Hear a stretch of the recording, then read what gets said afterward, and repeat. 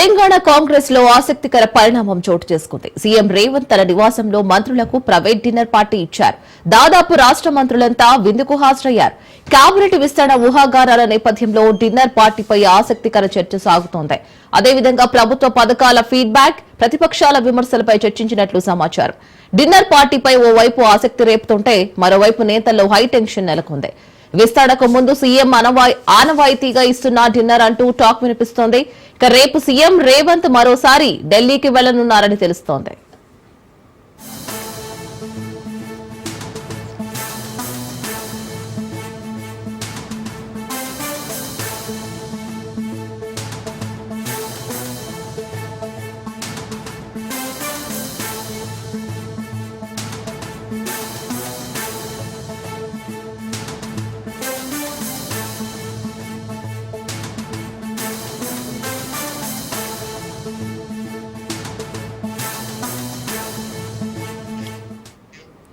తెలంగాణ కాంగ్రెస్ లో ఆసక్తికర పరిణామం చోటు చేసుకుంది. సీఎం రేవంత్ తన నివాసంలో మంత్రులకు ప్రైవేట్ డిన్నర్ పార్టీ ఇచ్చారు.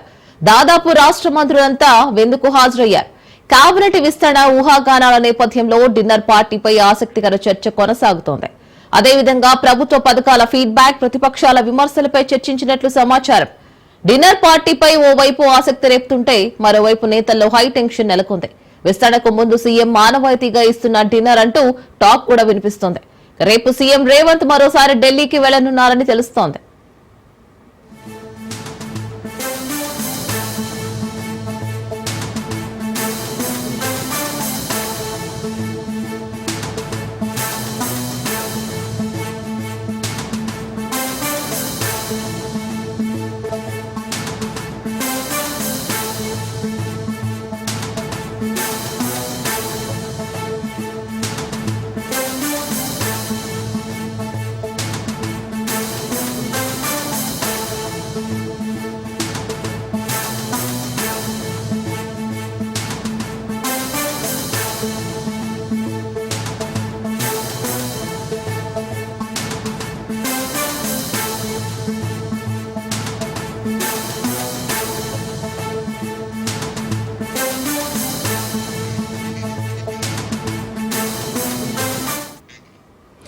రేవంత్ నివాసంలో మంత్రులకు డిన్నర్ పార్టీపై మరింత సమాచారాన్ని మా ప్రతినిధి రాజు అందిస్తారు. రాజు, ఈ డిన్నర్ పార్టీలో ఓవైపు ఆసక్తి, మరోవైపు నేతల్లో ఉత్కంఠ అయితే నెలకొని ఉంది. అసలు ఎటువంటి చర్చలతో ముందుకు వెళ్లబోతున్నారు రేవంత్?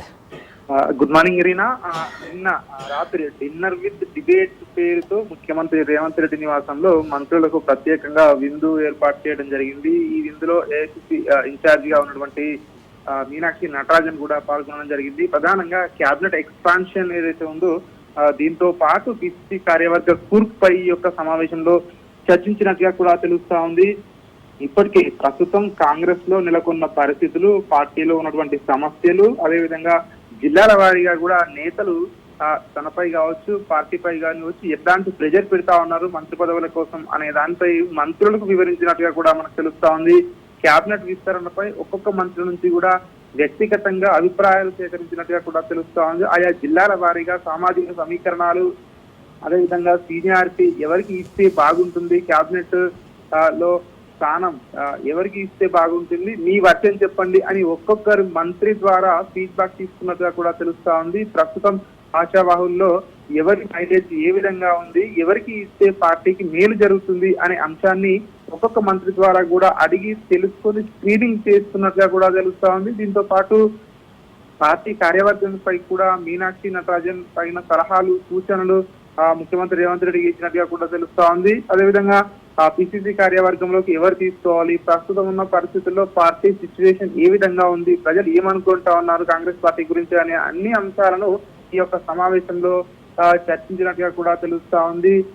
జూన్ ఫస్ట్ వీక్ లోపు క్యాబినెట్ విస్తరణ ఉంటుంది అని చెప్పి ఇప్పటికే ఇటు పిసిసి అధ్యక్షుడు కూడా చెప్పిన నేపథ్యంలో దానికి తగ్గట్టుగానే కసరత్తు కూడా ఢిల్లీలో సాగుతా ఉంది. ఇప్పటికే క్యాబినెట్ విస్తరణ పూర్తి కావాల్సి ఉన్న నేపథ్యంలో ఏఐసిసి అధ్యక్షుడు మల్లికార్జున ఖర్గే మన ఢిల్లీలో అందుబాటులో లేకపోవడంతో మరొకసారి ఈ నెల 30వ తేదీన మరొకసారి భేటీ కావాలని చెప్పి ఇప్పటికీ నిర్ణయించడం జరిగింది. సీఎం రేవంత్ రెడ్డి మరొకసారి ఢిల్లీ వెళ్ళబోతా ఉన్నారు.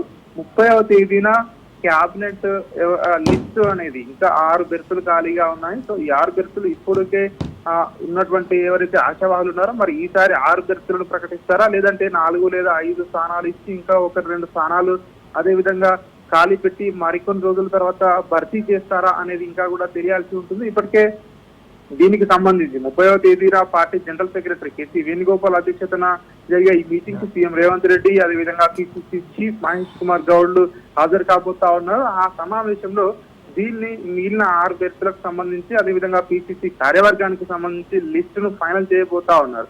ముఖ్యంగా ఇప్పటికే కేబినెట్ కు సంబంధించి అయితే తీవ్రంగా ఒత్తిడి ఉంది అని చెప్పేసి కూడా ముఖ్యమంత్రి రేవంత్ రెడ్డి నిన్న ఈ డిన్నర్ మీట్ లో మంత్రులకు తెలియజేసినట్టుగా కూడా తెలుస్తా ఉంది.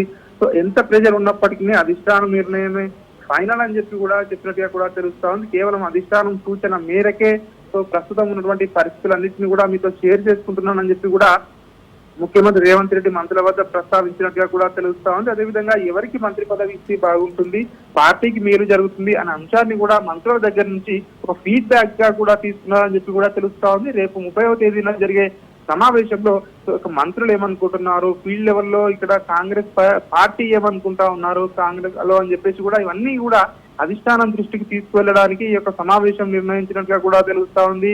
సో పూర్తిగా ఇది ఈ సమావేశం పూర్తిగా ప్రైవేట్ పార్టీ అని చెప్పేసి కూడా తెలుస్తా ఉంది. ఇందులో దాదాపు రాష్ట్ర మంత్రులందరూ కూడా ఒకరిద్దరు మినహా అందరు మంత్రులు కూడా హాజరైనట్టుగా కూడా మనకు తెలుస్తా ఉంది. అయితే ఈ మీటింగ్ తర్వాత ముఖ్యమంత్రి రేవంత్ రెడ్డి ఢిల్లీకి వెళ్ళిన తర్వాత మరి ఎవరికి మంత్రివర్గంలో చోటు తక్కబోతా ఉంది అనేది ఇక్కడ కీలకంగా మారింది. ఎవరైతే మంత్రి పదవిని ఆశిస్తున్నారో వారికి, ఎందుకంటే ఇప్పటికే కొన్ని సామాజిక వర్గాలకు ఇప్పటికే మంత్రి వర్గంలో స్థానం లేదు అని చెప్పేసి కూడా కాస్త వాళ్ళందరూ కూడా ఇప్పటికే అధిష్టానంపై ఫైర్ అవుతున్నారు. ఎందుకంటే నిన్న కూడా మనం చూసాము ఎస్సీ వర్గానికి చెందినటువంటి ఎమ్మెల్యేలు ప్రత్యేకంగా భేటీ అయ్యారు.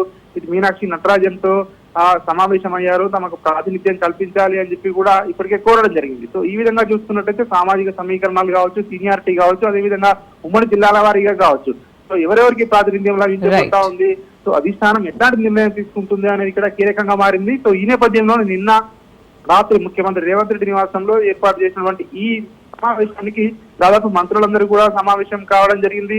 సో మరి 30వ తేదీన అధిష్టానం ఎట్లాంటి నిర్ణయం తీసుకుంటుందో మాత్రం ఇక్కడ ఉత్కంఠ అయితే కొనసాగుతుంది. ముఖ్యంగా మంత్రి పదవి ఆశిస్తున్న వారిలో అయితే ఒకంత ఉత్కంఠ అయితే కొనసాగుతున్న పరిస్థితి మనకు కనిపిస్తా ఉంది. Right Raju, thank you for the updates.